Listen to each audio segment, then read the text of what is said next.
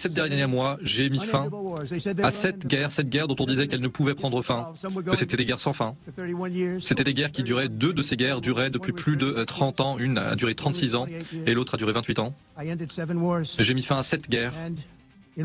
Et dans tous les cas, c'était des guerres qui faisaient rage avec des milliers de personnes qui se faisaient tuer. On parle là du Cambodge, de la Thaïlande, du Kosovo, de la Serbie, du Congo, du Rwanda, un conflit vraiment féroce et violent, le Pakistan et l'Inde, Israël et l'Iran, l'Égypte et l'Éthiopie, et l'Arménie et l'Azerbaïdjan. Aucun président, aucun premier ministre et aucun autre pays n'a jamais réussi à accomplir quelque chose de similaire. Et je l'ai fait en 7 mois. Ça ne s'est jamais produit auparavant. Il n'y a rien eu de semblable. C'était très improbable de réussir à faire cela. C'était dommage que j'ai dû le faire alors que c'était le travail des États-Unis.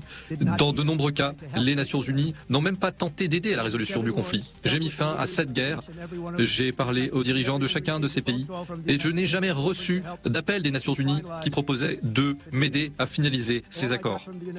Tout ce que j'ai reçu des Nations Unies, c'était un escalator qui s'est arrêté, qui est tombé en panne lorsque j'étais au milieu. Si la première dame n'était pas très en forme, elle serait tombée. Mais elle est très en forme, nous sommes tous les deux très en forme. Et ensuite, j'ai eu droit à un prompteur qui ne fonctionnait pas. Voilà tout ce que j'ai eu des Nations Unies, un escalator en panne et un prompteur en panne. Merci beaucoup. Et d'ailleurs, maintenant, il fonctionne enfin, il vient juste de s'allumer. Merci beaucoup. Je pense que je devrais continuer comme je le fais actuellement, c'est plus simple. Merci beaucoup.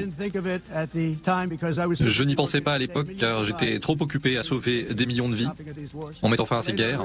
Mais plus tard, j'ai réalisé que les Nations Unies n'étaient pas au rendez-vous. Ils n'étaient pas là pour nous soutenir. Je n'y ai pas réfléchi sur le moment, mais je me le suis dit après, je n'y ai pas pensé pendant ces négociations qui étaient difficiles. Et donc je me pose la question, quel est l'objet des Nations Unies? Il y a tant de potentiel. L'organisation a tant de potentiel, mais elle ne réalise absolument pas ce potentiel. En tout cas, pour le moment, tout ce qu'ils font, c'est qu'ils écrivent des discours et ensuite, ils n'agissent pas.